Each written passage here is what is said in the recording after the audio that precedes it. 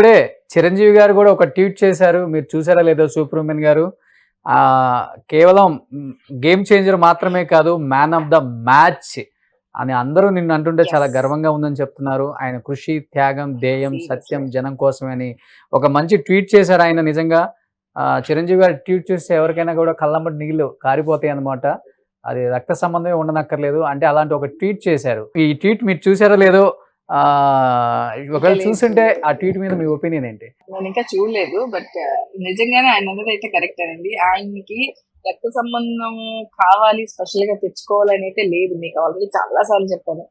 జనం, ఫ్యాన్స్ ఉండడం అనేది ఒక వరం అయితే, అంత హ్మ్. గొప్ప ఫ్యాన్స్ ఉండడం అనేది మహావరం అని చెప్పొచ్చు. అది ఓన్లీ కళ్యాణ్ గారికి మాత్రమే ఉన్నారు ఇప్పటి వరకు. సో, ఆయనకి డై హార్డ్ ఫ్యాన్స్. మామూలు ఫ్యాన్స్ కూడా కాదు హ్మ్. జనాలు. ఓకే.